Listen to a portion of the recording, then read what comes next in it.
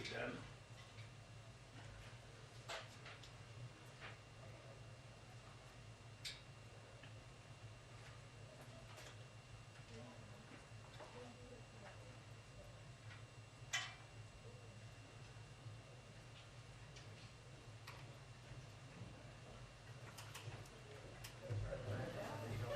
Oh, hello everyone.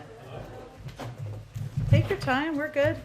Okay, good afternoon. Oh, masks are a little difficult with earrings, I'm learning right now. Okay. Well, okay. Happy day 364 of this administration. I'm excited to welcome the President's Infrastructure Implementation Coordinator, Mitch Landrieu, to the briefing room. As you all know, Mitch served as the 61st mayor of New Orleans. Under his leadership, New Orleans is widely recognized as one of the nation's greatest comeback stories, recovering from Hurricane Katrina and the BP oil spill. Mitch served as president of the U.S. Conference of Mayors, was named Public Official of the Year in 2015, and was voted America's top turnaround mayor in a survey of mayors in 2016. Prior to serving as mayor, he served 2 terms as lieutenant governor of Louisiana and in the Louisiana House of Representatives for 16 years. As the president's infrastructure coordinator, Mitch oversees the largest long-term investment in America's infrastructure and competitiveness in nearly a century. I wanted to have him come speak with all of you following our announcement on Friday of more than $27 billion from the bipartisan infrastructure law to fix an estimated 15,000 bridges across the country, and ahead of the president's meeting later this week with the Infrastructure Implementation Task Force, which he co-chairs. With that, I will turn it over. He's agreed to take a few questions before he has to go build some more bridges. I worked on that all day. Go ahead.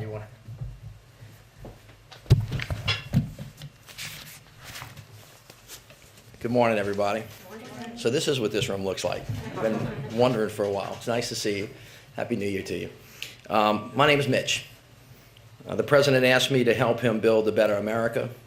I said yes. I hope the people of America agree to, because it's going to take all of us to get this done. When President Biden came into office just 1 year ago, he pledged to use the power of the presidency to help everyday Americans, to bring people together, and to rebuild our country. For decades, we just talked about Infrastructure Week, but President Biden reached across the aisle and in a bipartisan way actually got it done. Promises made, promises kept. Let me tell you, every week now is going to be Infrastructure Week, except the difference is we're actually going to build stuff. With the bipartisan infrastructure law, President Biden is delivering the largest investment in infrastructure in a generation. That means in most of our lives. A little more than 60 days ago, our team hit the ground running to deliver results. We have now convened the task force made up of cabinet members a total of 6 times. This Thursday will be our 7th, and the president will be with us. We're discussing hard questions, seeking to flesh out the tough stuff first. I'm a firm believer in running to the fire, not away from it. We're breaking down silos across agencies, on guidelines, on permitting, on hiring. This is a one team, one fight mission, and we're going to operate in that way. We also need good partners. The fact of the matter is that most of the building will actually be done by the states, by the cities, by the counties, by the tribal leaders. That's why our team, and me personally, have been reaching out, extensive outreach to state and local officials. At this point, we have reached out to all 50 governors and their key staff. I have spoken to hundreds of elected officials, and we have gotten a fantastic response from them all. As you know by now, we have asked states to appoint infrastructure coordinators, which we think will help foster cross-agency collaboration and make it easier for them to get problems solved very quickly. Already, states like Delaware and New Mexico have appointed coordinators, and states like Arkansas and Michigan are setting up interagency task forces. Our team is here to be problem solvers, to deliver, to build a team, and to help tell the story. Ultimately, we want to help people take advantage of this great opportunity to build a better America. Now, as a country, we haven't spent this amount of money on infrastructure in generations. So we're talking about how to do it with accountability and transparency, on time, on task, on budget, spending taxpayer dollars both wisely and well. Earlier today, I convened the inspectors general of federal agencies involved in the implementation of the law, letting them know we want to do this in a partnership, just like the president did when he was the vice president. He led the Recovery Act process, as the President has expected from his team since day one, including the implementation of ARP. As the President has made clear, results and accountability go hand in hand. To deliver results now and in the years to come, the federal government must undertake this work in a manner that is deserving of the public's trust. So we're going to lean forward. Stewardship of public dollars is a high priority. But I want to level set. This infrastructure work in general is not a one-time economic stimulus. It is not a race to see how many ribbons we can cut before the end of the year.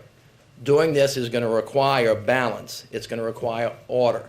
We are definitely going to go fast, but we are not going to hurry, and we are going to get it right. On the nuts and bolts, we're on the right track. As the President laid out last week, we've made real progress. You've seen the announcements, rebuilding roads, ports, and airports. We're making progress on delivering high-speed internet to every American. We're making progress on ensuring water systems deliver clean water by replacing lead pipes. And of course, on Friday, the President rolled out the massive $27 billion allocation to states to fix over 15,000 bridges, the largest bridge program in American history. You see, bridges connect us. They connect people, the movement of goods. They connect communities. They connect the country. With this investment, President Biden is creating a bridge to the future, a pathway to win, a pathway for all of us to win. And today, we have another great announcement. The Department of Interior is announcing a new interagency program for cleaning up orphaned wells, a key initiative of the bipartisan infrastructure law. The law includes $4.7 billion to clean up orphan well sites, plugging, remediation, and restoration activities. So what does this mean for the people of America? Millions of us, millions, live within a mile of hundreds of thousands of orphaned and abandoned wells that leak and spew. These wells jeopardize public health and safety by contaminating groundwater, seeping toxic chemicals, emitting harmful pollutants, including methane. This well capping program also creates jobs and will revitalize rural economies in places where people are directly affected by a transitioning economy. And like so many of these issues we face, cleaning it up will take an all-of-government approach. Interior Secretary Deb Haaland is leading this effort in close partnership with the Department of Agriculture, EPA, and the Department of Energy, and already 26 states have asked for fundings to take advantage of this opportunity to clean up this mess. Secretary Haaland told me the other day a story about a school she visited where children had tissues in their nostrils due to constant nosebleeds, a result of contamination. Can you imagine having our children have to learn in this kind of environment? It has gone on for quite a long time. That's why we're doing this, real results where people live and where it really matters. Cleaning up communities, fighting climate change, creating new and better jobs, and building a bridge to a future economy. It's a really consequential effort. And later this week, there will be more announcements to come. In closing, let me just say, the President has been clear in his charge to me. Build a better America without unnecessary bureaucracy and delay, while at the same time doing what is difficult for the sake of what is right. And so better, as we have said many times, means creating good middle-class jobs, investing in American manufacturing, and building capacity right here at home, supporting disadvantaged and underserved communities so that no one and no community is left behind, advancing climate resilience and sustainability so that we can be better prepared and ready for whatever is coming our way. All of this will make us stronger and better, reduce costs for the middle-class families, and help us compete. This is what building a better America looks like for all of us. Thank you. Jen, back to you. All right. Jeff, go ahead. Mr. Mayor, thank you very much. I was wondering if you could tell us what the response from some states in your old neck of the woods has been. So we've seen many federal programs, Obamacare, one example, other things. Some red state governors have been resistant.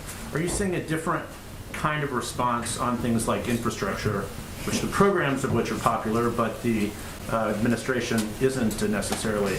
And just give us a time frame of when you think some of these ribbon cuttings, I know that's not the metric, but when will they be happening? Anything this year? Yeah, Jeff, thank you so much for that. A very wise person said, you know, even if they vote no, they want the dough. And that's absolutely true, especially on infrastructure. As I said, I have personally spoke to over 40 governors, 3 their chiefs of staff, the others We have been contacted through staff. I've talked to a number of Republican governors, all of whom, in the reddest of red states, were very welcoming. They were very appreciative that the president had asked to call. We clearly acknowledged with each other that we may have differences of opinion on other issues, but on building roads and bridges and airs and airports and clean water and broadband, 75% to 80% of the people of America want these things to happen, and the governors have committed to work with us to actually get it done. You mentioned that in my neck of the woods. I'm from the state of Louisiana, as you know. We have gotten beaten to death by Katrina, Rita, Ike, Gustav, the national recession, the BP oil spill, and a bucket load of other stuff. We always wonder when the locusts are coming. And we have had interaction, as I was lieutenant governor, with a Republican governor who I served with and a Democratic governor. In both of those instances, bipartisanship really is at the forefront of these initiatives. There are going to be some differences, but at the end of the day, there really is common ground, and I feel very good about the willingness to lean forward and to do the things that all of our constituents need, irrespective of what party that they're in. In terms of turning dirt quickly, as I said to you, to level set with everybody in this room, because you will ask me about this from time to time, can you hurry up? When's the money going to get it to the ground? When are the first ribbon cuttings? First of all, this is very different from the American Recovery Program. This is a long-term investment in rebuilding America better. And so there are a lot of these programs that are actually new. Many of them are not. This happens in two ways. Some of this is through formula funding that has been set. Every governor has received an indication of what the states are going to receive for the next 5 years, and that's across whoever's sitting in the governor's chair, so they can start planning today and actually start breaking ground as soon as they're ready to do that. The other part of this bill is competitive grants. Some of those are going to take a little bit of time to set up. My expectation is there's some projects that you'll see people turning dirt on indefinitely the spring or the fall. Which ones they are, I can't actually point to you right now, but there's no reason why that shouldn't happen, especially if some of the projects have been in the line for some period of time. Mary? To that point, the president promised shovel-ready projects. The administration hasn't yet been able to identify which of those projects might be getting underway soon. When will we get a better sense of what projects are coming? I can't give you an exact date, but as I said to you, with the announcements that have happened in the first 60 days, and you have a list of what those announcements are, so I don't need to repeat them, but you remember the investments that we made in ports and the investment that we just made in bridges and the ones that we sent out, the ones that Michael Regan sent out on clean water and clean air. The governors now have this money. On top of that, some of this money is fungible from the American Recovery Plan as well. So as soon as the governors and the legislatures decide where this money is going to go, and they do it with appropriate attention to equity, climate, using American products and other things of that nature, those projects shouldn't take long. However, it takes a long time to build a bridge. You don't build a bridge in a day. Now, sometimes people in this town know that you can tear down things a lot quicker than you can build them, and they work hard to do that. In this instance, we're going to take time and do it right, but we're going to do it as quickly as we possibly can. Joey? Yeah, thanks, Mayor. I'm curious about the $66 billion for Amtrak. What is the process looking like in terms of spending those funds? Again, on the timeline, when do you think that those dollars will get out? And is it going to be, in terms of figuring out which projects, I know they have planning that Amtrak does, and a lot of it's focused on that Northeast Corridor that travels up the Northeast coast. Is that going to be a process that Amtrak itself figures out what they're going to spend, or is there going to be input also from the administration, the White House? How does that kind of work? Well, first of all, we're going to all figure it out together. Yeah. You can count on that. Secondly, just to make you aware of the scope of this project, it's $1.2 trillion. There are 14 agencies plus some that have some level of involvement in many of these plans and programs. It takes 3 or 4 agencies to coordinate. And then there are some independent agencies, and Amtrak is one of those. As you noticed, they have $66 billion to do a really, really big job. And of course, you won't be surprised to know the president has a special interest in trains. And he will talk to you about it for a very, very long time, and he knows more about it than many engineers in an unbelievable way. We've started those conversations with Amtrak. You have rightly noted that the Northeastern Corridor is the one that needs immediate attention. The president, however, has also indicated that he's really interested in trying to make sure that we look at where the connections are that connect moving people, that's cheaper, faster, and is also climate friendly. So we're in the process of kind of putting that together, and we'll have a plan in the not too distant future. Is that something that could be started this year, or more likely something? I think a lot. Again, I don't want to speak specifically for Amtrak. It's an independent agency. There are many things that can be started right now. And as I have said to you, in some of these models that we have in some formulas, that money has actually already been indicated and sent out of the door. So that's just going to be a matter of administrative work that we have to do. Nancy's Sure. gonna have to be the last one. Go And ahead. then, Thanks, Mitch. Based on what you've seen so far, how many state governments have the capacity already to evaluate this huge number of projects all at once and determine which ones are most worthy of the funding? Because as we saw, for Right. example, with the American Rescue Plan, you might be very organized here at the federal level, but if they don't have the staffing and the know-how and the capacity at the state level, there will be bottlenecks. Great, that is a fantastic question, and thank you for asking us. As you heard me say throughout this talk, it's all going to be about balance. How do you go fast and how do you get it right? How do you really try to do the right thing, but at the same time not go too slow? How do you deal with actually getting money to the ground quickly and making sure that people have the capacity to use it? Let me say this again to all of us who are younger than 80 years old. You have not seen this in our lifetime. And when we have tried to do this in the past, because we haven't spent a lot of time building up what I call downline logistics. You'll hear me say this many, many times. Sometimes up here in Washington, they want to create a cow, and when it gets down to the ground, it looks like a pig. And the point is to make sure that what we're trying to do down here gets down to the ground with the people from the ground up, understanding it, knowing it, analyzing and working in partnership with them. One of the things that should be obvious to anybody in this country is that we have a capacity problem on the ground, notwithstanding the current circumstance that we're in. Even if the world were perfect, you have to say to yourself, are we ready to build this much stuff this fast? And the answer is if you triage it appropriately, if you plan appropriately, if you run to the fire, and one of the fires is, do we have enough people, do we have enough materials? And if we don't, how do we create workforce training programs? How do we build capacity? How do we manufacture products here?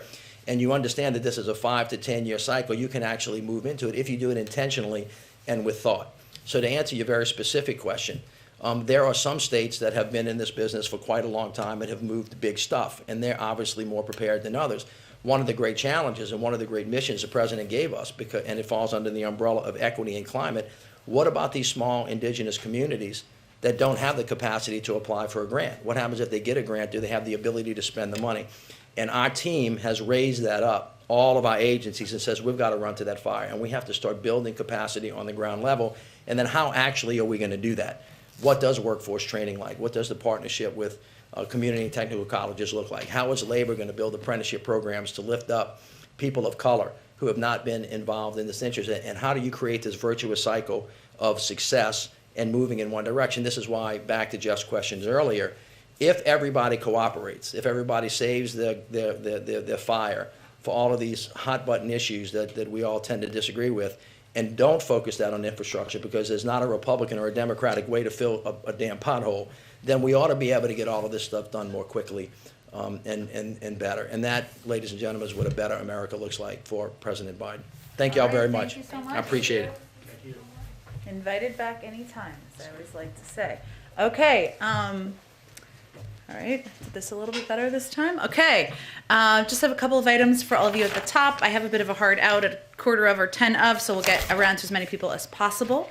I know that many of you are tracking that we are about to reach our 1-year mark here in the administration, and we just wanted to note a couple of the points of progress that have been made that you'll hear the president talk more about and members of our administration also talk more about over the coming days. And you know how we love charts around here? So we have some charts that lay out a pretty stark contrast between where we started and where we are now. So just to highlight a couple of pieces. During the president's first year, we saw the most dramatic change in our economy of anywhere in the world. It was the biggest year of job growth in American history, and it was the direct result of actions taken by President Biden and Democrats in Congress, including the American Rescue Plan, the vaccination effort it helped fund, and now the bipartisan infrastructure law. And you can see the economic data there quite starkly. I mean, look at the initial unemployment claims. They're on average, they were at 812,000 a year ago. They're now at 210,000. The unemployment rate and obviously job creation the year before the president took office and the last year. As it relates to COVID, if we look to a year ago, only 1% of adults were fully vaccinated. 74% of adults are fully vaccinated now. In terms of at-home tests on the market, now we've talked about tests a lot, 0 on the market a year ago. Now we have 375 million people per month, or tests are distributed, I should say, per month. 46% of schools were open a year ago, now over 95%.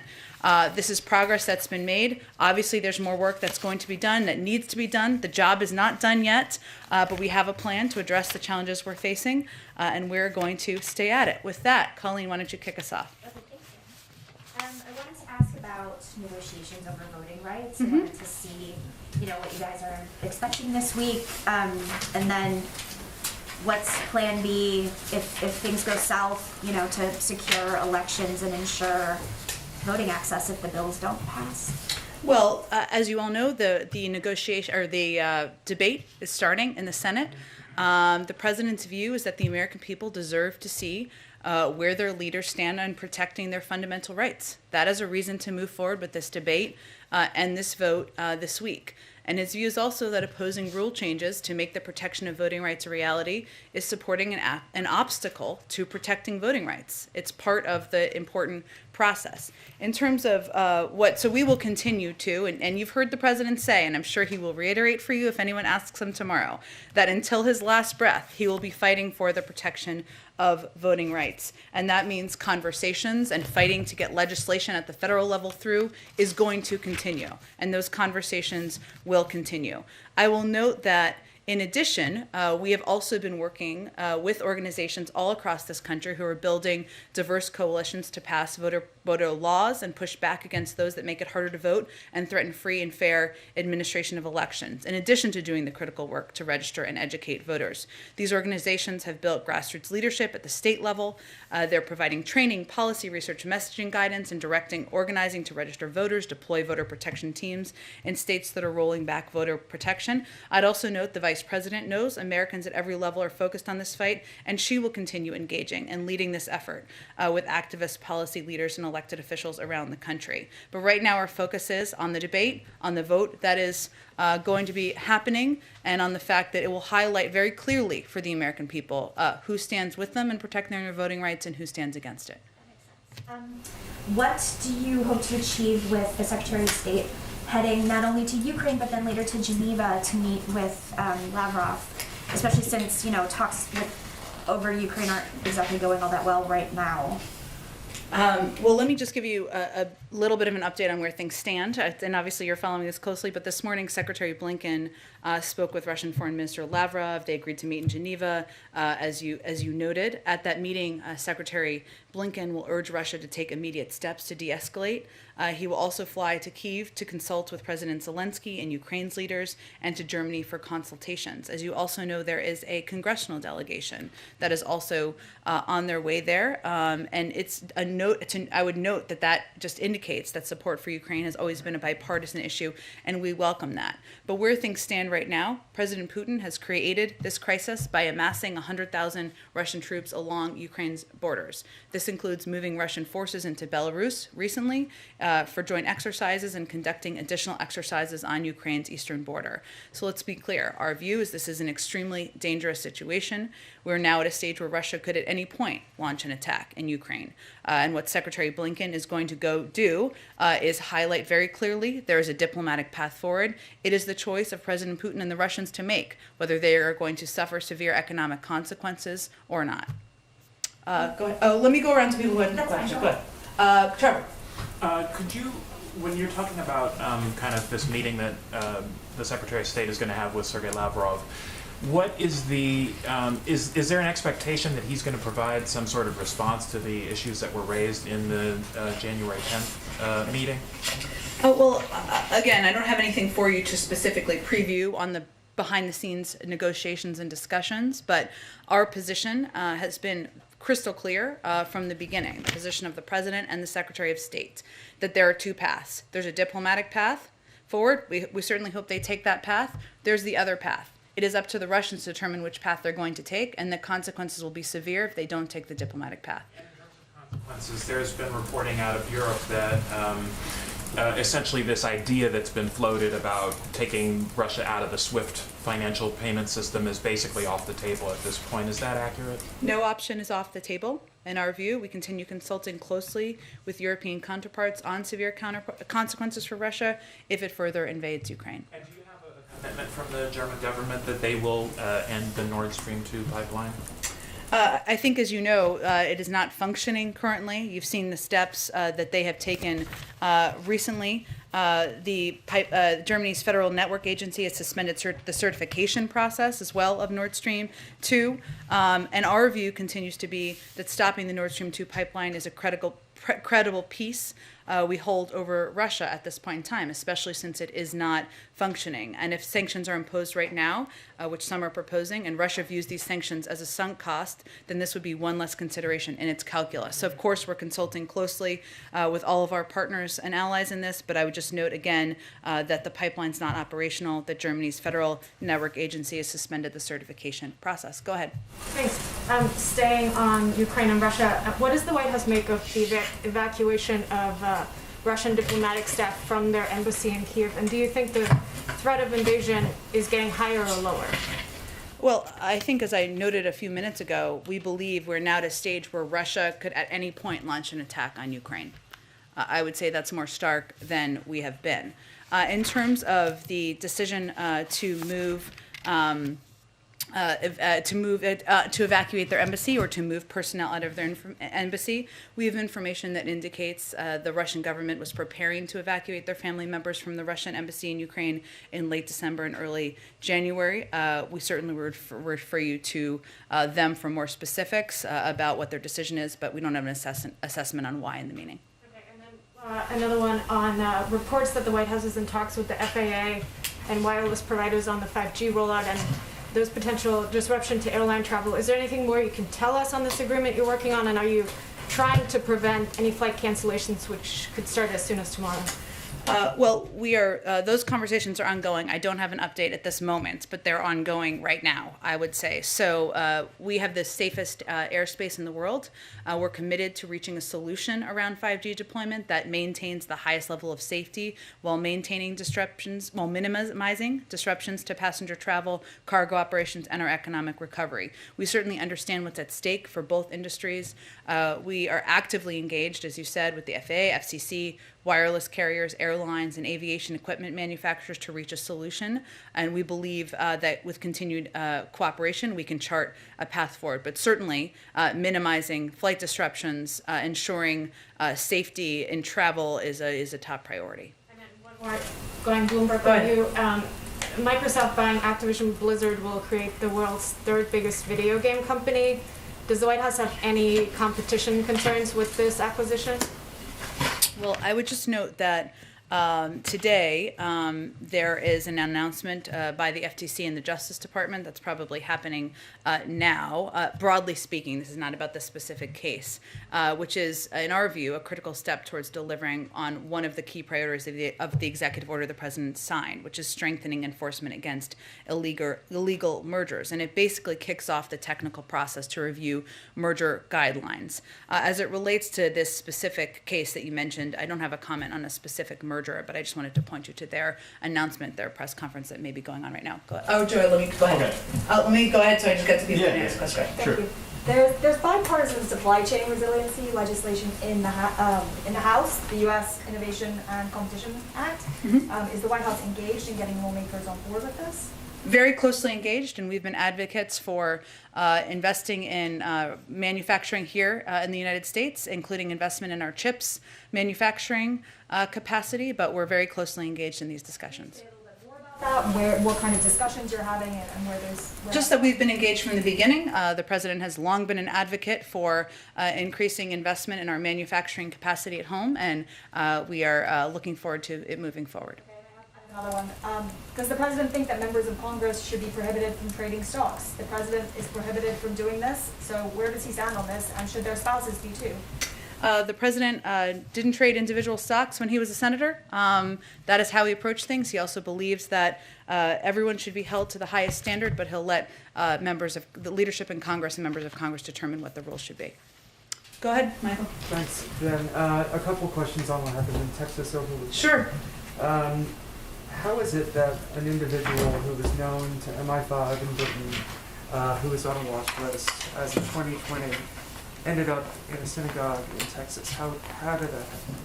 Oh, well, our understanding, and obviously we're still looking into this, is that he was checked against U.S. government databases multiple times prior to entering the country, and the U.S. government did not have any derogatory information about the individual in our systems at the time of entry. We're certainly looking back, as I referenced, at what occurred to learn every possible lesson we can to prevent attacks like this in the future. Beyond that, I'd certainly refer you to the Department of Homeland Security. Obviously, the president referred to the incident as an act of terror. What is the significance of referring to the individual as a terrorist or referring to the incident as a terrorist incident? I think, and I talked to the president about this that day as well, I think there's no question that when somebody goes into a house of worship and threatens and holds hostage individuals who are there, that is an act of terror. That is terrorism. That is why he called it that, because we don't need to be, because it's very clear it's what it is. Go ahead. Hi, thanks, Jen. Getting back to voting rights for a minute. Yeah. You mentioned that the White House administration is going to continue to push back against state legislatures. The president mentioned this as well last week. But just to drill down on that a little more, can we expect to see more litigation from the Department of Justice around this? And if you look at cases that have already been filed under Section 2, we know historically that takes a very long time, years to resolve. Are you confident that there is any action you can take that would result in any outcome before the midterms? Well, I really refer you to the Department of Justice. As you know, they have doubled their funding for voting rights protections, but in terms of individual cases or legal intentions or actions, I would point you to them. And quickly, to shift a little bit to healthcare and the Affordable Care Act, that was something that President Biden ran on, expanding the ACA. Yeah. He was able to do that, of course, through the rescue plan, but some of those other pieces were tied to Build Back Better, expanding Medicaid, again, addressing subsidies. Is there a plan B, a consideration of what steps could be taken if Build Back Better doesn't pass? Well, here's the good news. There's a lot of interest, excitement, and engagement with a broad range of members of Congress about the shared desire to get something done and to lower costs for health care, for elder care, for child care. And there are a range of conversations that are ongoing, lots of ideas that we're discussing and we're engaged with. That is the status. The president proposed this as part of his package because he, as you said, he has advocated for, he ran on, he has fought for an expansion of access to health care, lower costs for health care. He also feels very strongly about lowering the cost of prescription drugs, something he thinks is frankly shouldn't be controversial in this country. If you're not for lowering the cost of prescription drugs, what are you for, Republicans in Congress, is his basic fundamental question. So this is something we will continue to discuss. We're continuing to fight for and work for. But, you know, I know there have been a range of reports out there, and I would just make very clear there is no specific proposal we are putting forward. We are just engaged in a range of conversations with members of Congress about what to do next. Go ahead. Thanks, Jen. Can you provide an update on the COVID testing website? Sure. Is it ready to go? Has the hotline number been created? You know, resiliency against crashes, that type of thing? Sure. So covidtest.gov is in the beta phase right now, which is a standard part of the process typically as it's being kind of tested in the early stages of being rolled out. We didn't start from scratch here, of course. The Postal Service already runs a website that sells goods to the public, as you know. Every website launch, in our view, comes with risk. We can't guarantee there won't be a bug or two, but the best tech teams across the administration and the Postal Service are working hard to make this a success. So it will officially launch tomorrow morning. It's in the beta testing phase right now. And I would also note that the U.S. Digital Service, which was an organization founded after healthcare.gov, after the healthcare.gov rescue, has been supporting the Postal Service to ensure that they have what they need to be successful in this critical moment. So looking forward to an official launch tomorrow morning, and right now it's in the beta phase. On Ukraine and Russia, I know you said that the United States is ready for Russia to engage at any time. I wanted to ask you, though, about the media narrative of the falsifying or alleging that Russia is going to say that Ukraine is going to attack Russia. Have you seen any indications of that? Has that narrative been put into work yet? We talked about this a fair amount on Friday because we've seen efforts to push that narrative in the media and in the public. And I think one of the key roles we can play here is making very clear that there is a long history of propaganda from Russian leadership, that they use it as a tool to spread misinformation as a means of gaining ground, and we should be very clear about what's accurate and inaccurate, and that's an inaccurate narrative. Go ahead. Thank you, Jen. Thank you. Since there are so few reporters in here today, I'd like to ask briefly about 3 transparency issues. The first one, I'm kind of amazed hasn't been brought up more in this room. That is that Vanity Fair reported recently that on October 22nd, a group of health experts from Harvard, the Rockefeller Foundation, and other groups proposed on a Zoom meeting with administration officials a plan to mass distribute coronavirus tests to homes before Christmas to prevent a winter surge of COVID-19 cases, but that they were told 3 days after that Zoom meeting that that idea was dead.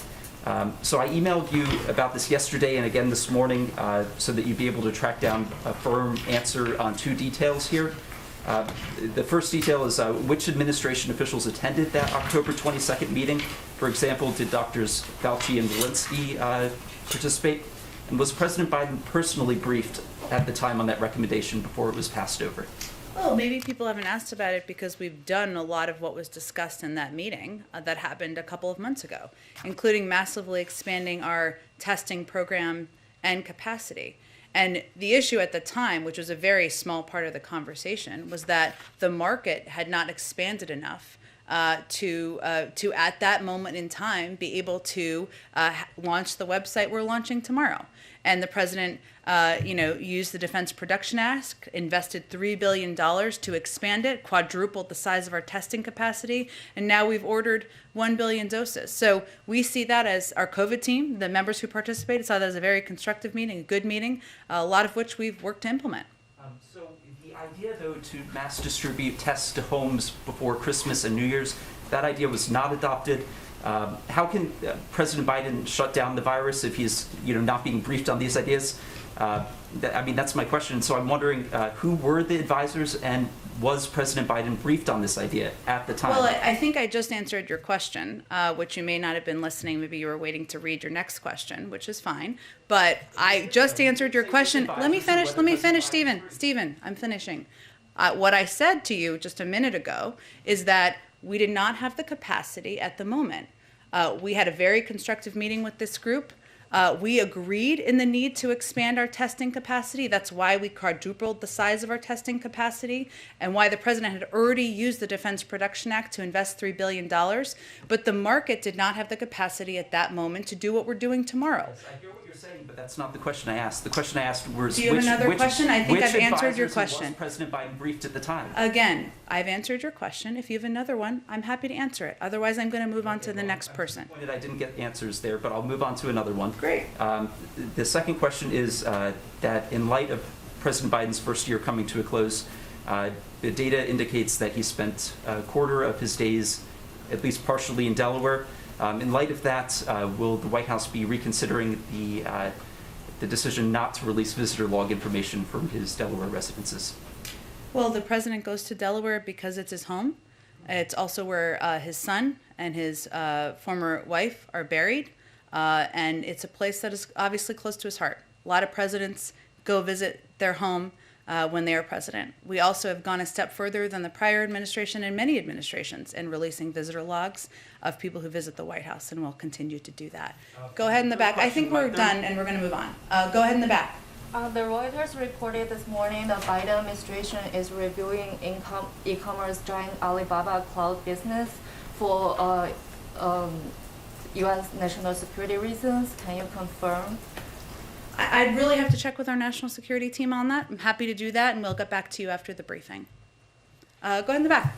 Hey, Jen. I want to pivot back to voting rights, Sure. particularly the president's speech last week. I wonder if you could talk a little bit about how it came together, but also I wonder if you'll respond to some of the criticism about it, that it was too aggressive or divisive, and that some of the rhetoric that he used wasn't conducive to getting folks who are opposed on board.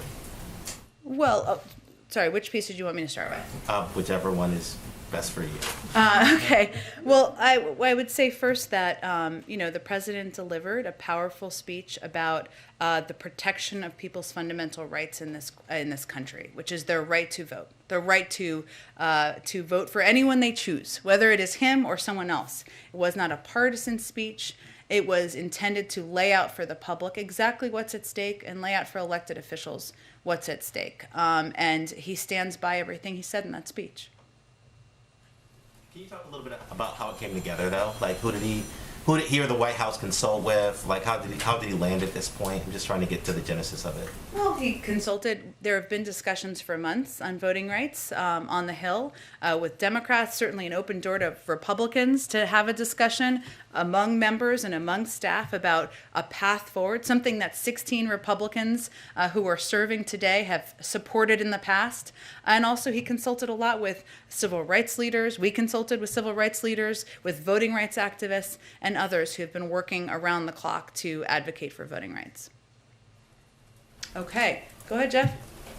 I could ask you a couple questions. First, what is the administration or the White House doing today on the 5G controversy, if Sure. anything, in the remaining hours before the midnight deadline? So there are ongoing discussions right now with members of our economic team who are closely engaged with at the FAA, FCC, wireless carriers, airlines, and aviation equipment manufacturers to reach a solution. As you noted, tomorrow is the deadline. Our objective is, of course, to reach a solution around 5G deployment that maintains the highest level of safety while minimizing disruptions to passenger travel. That's what we're working towards, but everyone from Secretary Pete Buttigieg to members of our economic team are closely engaged in these discussions. And heading into the president's press conference tomorrow on the eve of his one-year anniversary, he has long said that he would talk straight from the shoulder, I think is his words, to give an honest assessment of things. What is your honest assessment of the last year of the Biden administration, and how can the voting rights failure not be seen as some type of a metaphor for these challenges? Well, I would say in terms of voting rights, his view is that it's never a good idea not to shoot for the moon with what your proposals are and what you're fighting for. And the alternative is to fight for nothing, and to fight for nothing hard. And that oftentimes, as you know, you've covered a couple of administrations, you don't get everything done in the first year. But what we feel good about, and this is why I brought some of these charts to show the contrast, is that coming into an incredibly difficult circumstance, fighting a pandemic, a massive economic downturn as a result, an administration that was prior to us that did not effectively deal with a lot of these crises, that there's been a lot of progress made. We need to build on that. The work is not done. The job is not done. And we are certainly not conveying it is. So our objective, and I think what you'll hear the president talk about tomorrow, is how to build on the foundation we laid in the first year. Go ahead. On 5G, the FAA has had 2 years to come up with a plan for this, to deal with this implementation. Should they have acted sooner to minimize disruption? Did the FAA drop the ball here? You know, I think, Mary, there'll be lots of time to look back and see how we got here, and I know many of you will do that, and of course that is understandable. But right now, over the next 24 or less than 24 hours, what we're focused on is trying to come to a solution that will minimize travel disruptions to passenger travel, cargo operations, and our economic recovery. And that is why it's so important to hopefully come to an agreement and ensure more planes are flying out there. Go ahead. On voting rights, unless something has dramatically changed, which it doesn't seem likely this is going to fail, you have made clear that the president, is going to keep up this fight with every last breath he has. Does that mean that this is the top priority going forward legislatively? I ask because obviously BBB is still stalled as well. Where's the president going to be putting his energy? We can and will advocate for both. That is reflective of what's happening now, too. Of course, voting rights is right now being debated. It's going to be on the floor. The president was out last week, as you know, giving a powerful speech about why this is so important to move forward. At the same time, we were having a range of conversations on Build Back Better because we also want to get that done. So we're going to keep fighting for both. Go ahead. Thanks, Jen. The airlines are using some pretty dire language to describe what's going to happen tomorrow if the president doesn't step in and take action. They're saying that the nation's commerce will grind to a halt, that the vast majority of the traveling and shipping public will essentially be grounded. Does the president share the view that the airlines have about how bad this is going to be if the White House doesn't step in?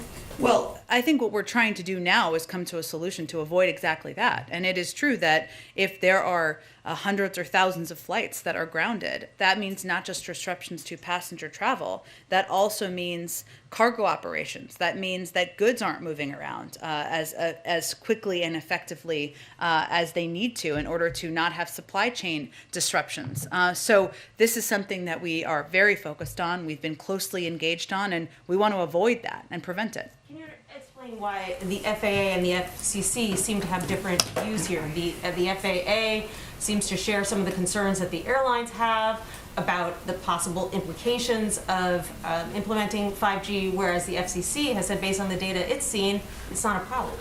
Well, I think part of this is having a negotiation and trying to find a solution. I'm not going to speak for the FCC, which is, of course, independent. Our objective is to prevent this from becoming the economic disruption that you referenced in your question. Go ahead, Joey. Yeah, thanks, Jen. You mentioned the beta testing is already underway in regards to the COVID-19 testing website.